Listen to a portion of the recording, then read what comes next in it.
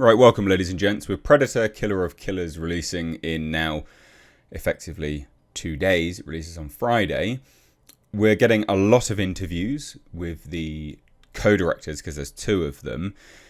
And there's a lot actually here, not just about Predator, Killer of Killers, but just Predator in general, in terms of like the universe and kind of what they plan to do, where they plan to take it. And also, as you can see here, how the universe has now been expanded. So, like I always love to do here, is we're going to dive into these interviews, see whether there's anything particularly revealing. There are some revealing stuff here. I'll just, spoiler alert, there's some revealing bits. And you guys can make up your mind and let me know down below in the comment section whether this is good or bad, if you are a fan or not. So hit subscribe if you're new here. Do turn those bell notifications on. But we've got this article, interview from Fangoria. And we also have one from Gizmodo as well. So it's titled, The Predator Universe Expands with Killer of Killers. And it does seem to expand quite a lot, actually. Now, I've seen the trailers. They look amazing. I've seen the clips. They look amazing. My one gripe about this is, does this mean that we'll never get those time periods in live action? That's my only concern, actually, so far. Is just, it would be nice to see the feudal Japan setting in live action one day. And I fear that we probably won't get that now because they've done it as an animated anthology. And although the animated anthology will be hopefully amazing, and I will review it on Friday, I would like to have seen it in live action. But anyway, that's just my small minor gripe. And that's coming from being a bit of a fanboy. But here we have, so it says this, after Prey, I was trying to figure out what the heck would I do for a sequel. Trachtenberg spoke to Fangoria during an interview. And says, sometimes people make a cool movie, and then the sequel is just a sequel to the cool movie. Not a cool movie in and of itself. I was really racking my brains what would be, not just the next minute of this story we just told, but actually what has not been done in the franchise before. I think it's quite interesting. So that ultimately led Trachtenberg to the live-action Predator Badlands, which obviously we will see later this year. And so he obviously thought about other ideas, wanted to explore, and says, what else could we do time period-wise? He mused. And then enter Killer of Killers, basically. So Trachtenberg co-directed the anthology alongside John Wasung, I think that's how you pronounce his name, marking his feature directorial debut. Trachtenberg and Wasung, I don't know, had worked together many times before. Wasung and his company, The Third Floor, had done lots of visual effects work, specifically previs. He was like, dude, I know we just do previs, but I really think me and the company here are ready to do a finished project, Trachtenberg explained. I love me an underdog story, and they showed me some tests that they had done. They were incredible, and I was like, oh my gosh, animation, okay. What if we do Predator animated? And I quite like it. I mean, I've seen this animation play out now in these longer clips, and I think it's amazing. So that was the idea that cracked it, which allowed Trachtenberg to explore multiple ideas he had while wondering what he should do after Prey. The result is an anthology that sees humans from 3 different time periods encountering predators. There's a Viking raider guiding her young son on a bloody quest for revenge, a ninja in feudal Japan who turns against his samurai brother in a brutal battle for succession, and a World War II pilot who takes to the sky to investigate an otherworldly threat to the Allied cause. So there's a little bit more about the actual stories themselves, so that's kind of cool. So he says the following. We worked really hard, really rapidly. We did previs for the movie while he was working on the script. They were able to get the movie in decent shape with several internal screenings at the studio before Trachtenberg had to leave to actually begin filming Badlands in New Zealand. Even so, they stayed in touch frequently, even as Trachtenberg was neck deep in production on a live-action blockbuster. Quote, we had a trust because we worked together for years. So that's cool. So when it came to the look of the film, the filmmakers had to figure out how to take this world that has always existed in live action and translate it to animation. So they explained it as concept artists, basically for their inspiration in bridging that. So it says this, Both Dan and I were inspired by concept artists, because concept artists are the amazing artists behind the scenes in almost every big sci-fi movie. They always have these incredible paintings. Even on Prey, there was this really gorgeous artwork that combined with his other lore. Our inspiration was to take that style or artwork and put it on the screen, then set it in motion.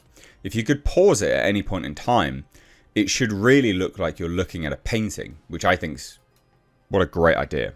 And something I've said before about really well shot movies is that every frame is a painting, basically, or could be. You know, it could be like I don't know, some kind of image you'd have on your wall. So without giving anything away, Killer of Killers manages to connect these stories in some pretty wild, unexpected ways, expanding the scope of the Predator universe as we know it. So this is teasing something huge. Really huge. It's not just one story. It's not just 3 stories. It's something even more. The entire crew loved making this movie start to finish. And then Wasung said, I think that we could all just feel that it was something special. That does sound interesting. It does sound interesting. It says this, one of the things that some have wondered, thanks to some visuals in the trailer for Killer of Killers and Badlands, is if Trachtenberg is laying the groundwork for a Predator/Alien cinematic universe. In Killer of Killers, one of the Predators is wearing a cape made of bones that some have theorized might be xenomorph tails. When asked about it, Trachtenberg played coy. What I think is really cool about the design of the Warlord Predator. Warlord Predator. Yeah, I like that. Is he's the biggest one we've seen. He's the biggest one. Because the one facing off against the Vikings is huge. Okay. He's got a cape made of bones. And the face mask he's wearing is actually a Yautja skull. Another Predator skull that he's wearing. Being the top dog. I love that design, and I think what people are seeing as xenomorph might actually be Predator or other species. Predator spines. Can you imagine that? He's wearing Predator spines as a cape. Now that means he's a bad blood, right? Well, not technically a bad blood. It's a feuding clan. So not actually a bad blood. Because a bad blood is a rejected Yautja from the honor code within a certain clan. So he's obviously his own clan. I guess potentially a bad blood clan. But a Warlord Predator? Man, that's cool. What about the future of the franchise beyond this film? Quote, we need to give Dan just a little bit more time to finish Badlands. He's still working so hard on that movie. But yes, we're definitely talking about it. We would love to explore what happens next. So that's in terms of a follow-up to Killer of Killers. I had a bunch of big ideas when I finished Prey. I would love to get to all of them. There's definitely a plan in mind, but the movie has to do well. So we'll see. The third story, which I can't speak to yet, is what would happen with Nadu. And so that's to do with Prey 2, basically. So it's not over yet for Prey 2. But there's also a little bit more here. So where the hell did the awesome animated Predator movie come from? So this is a very similar interview. Quite similar. And just says, you know, after Prey, I was trying to figure out what I would potentially do with the sequel. So often the sequel is just next installment of the thing that was cool, rather than being a thing that is cool in and of itself. So it's really forcing myself to figure out what I could possibly do that could be cool, also in the Predator franchise or in the sci-fi space. Just me wanting to do a movie I could care about as much. And in thinking about that, 3 cool ideas came to mind. One of them is Predator Badlands, which comes out in November. The other was Killer of Killers. And then the third is something that has yet to be made. So although this is quite a similar answer, he also reveals that there's a third movie that he's planned. So that's fascinating. Like actually genuinely fascinating. So we've got some little bit of information here. This is pretty much one of the only other things which is interesting in this interview here.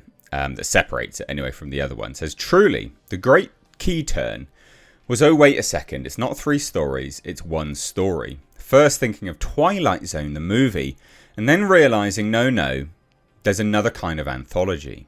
Pulp Fiction is also an anthology, and that really does feel like one story. So, yeah, when the champions all come together in an arena suddenly felt like, wow, this gets wider at the end. What? What? When the champions all coming together in an arena. Okay. Doesn't just get bigger and longer, it gets wider and covers stuff that was already happening theoretically in the franchise that we didn't even know about. What? What? That's very interesting. Isn't it?